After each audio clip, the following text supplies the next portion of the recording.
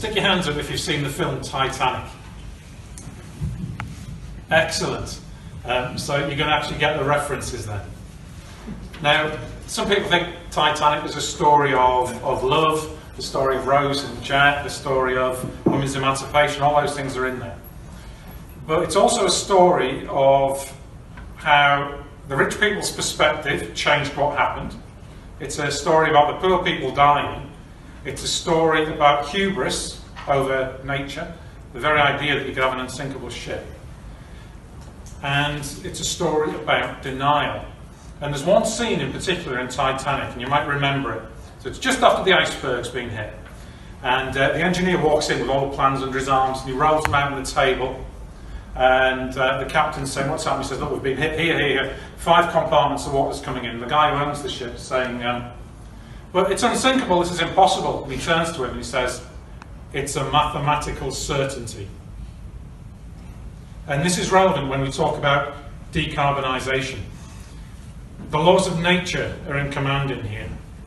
It's not about the laws of humans. So a net zero target of 2050 may be legally enforceable, but the molecules of carbon dioxide interacting with infrared light are not aware of that fact and are not persuadable by that fact.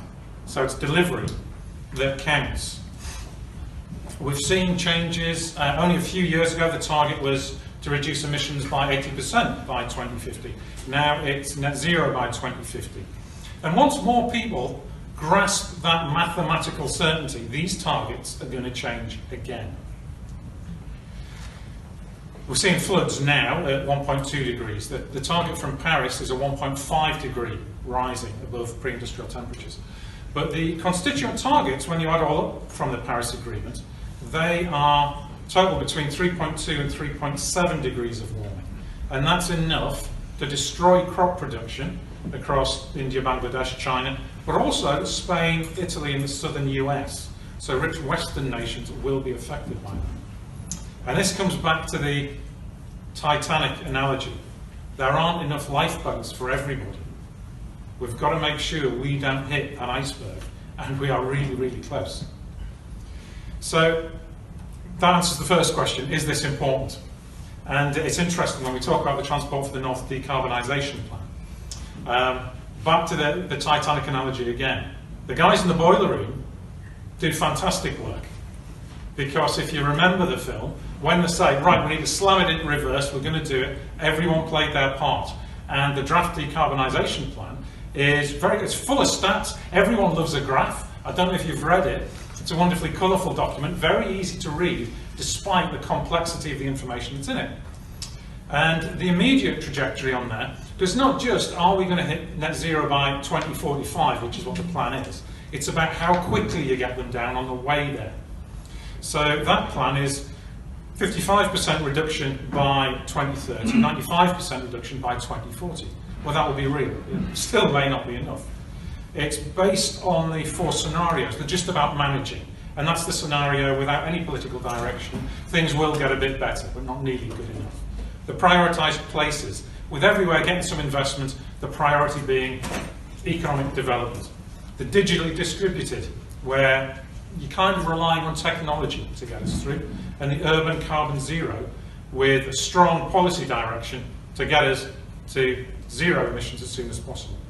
But in my opinion, in all of them, car use is too high. On the basis of trips made, the just about managing is a 6% increase.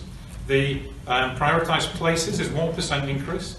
The digitally distributed is an 8% increase. And only under urban carbon zero do we see a decrease, and that's only 6%.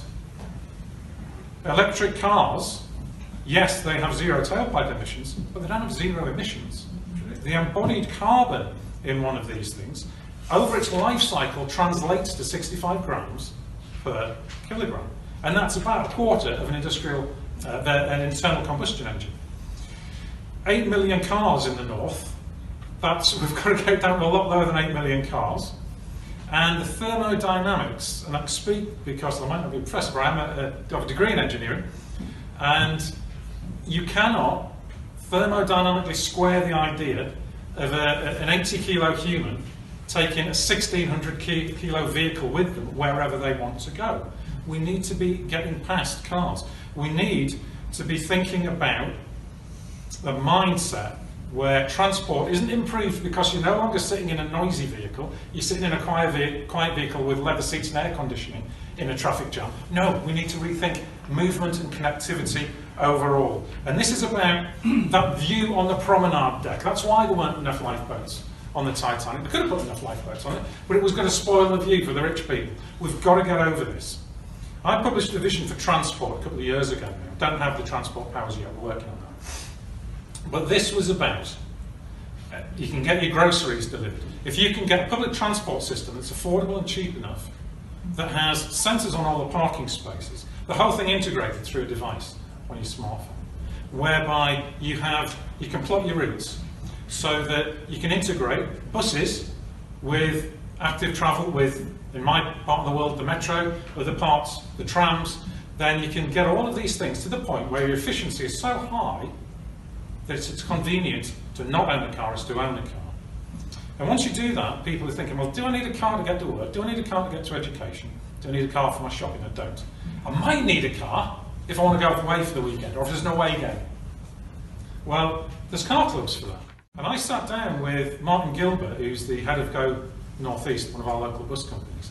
It was actually at a chamber dinner a couple of years ago, and was telling him about all this.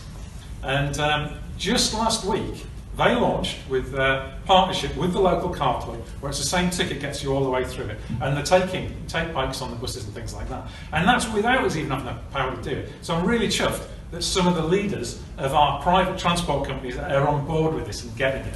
We really can build that alliance. And it's got to be about connecting people and not moving vehicles. One of the things in the transport strategy, it talks about hydrogen.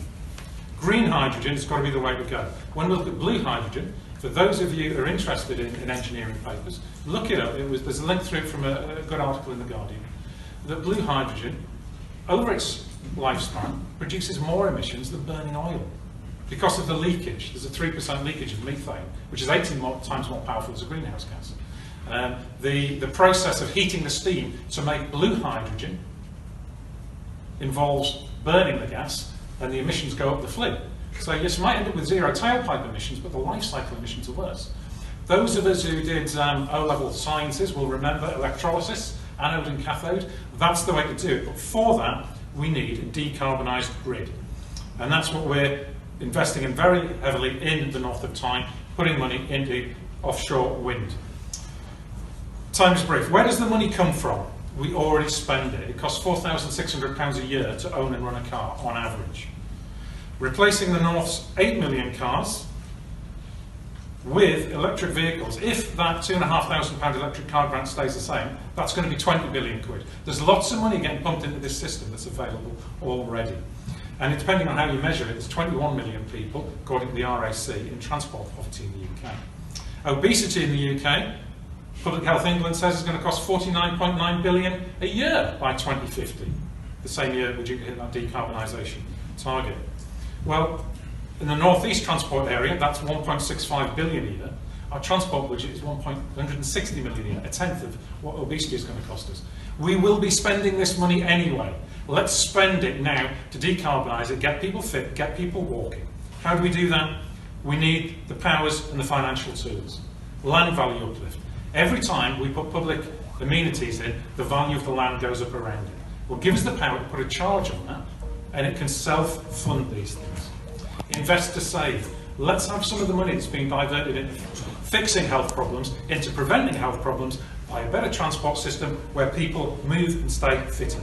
We've got the money. We've put 69 billion into furlough, 37 billion into test and trace. When there's an emergency, we can fix it.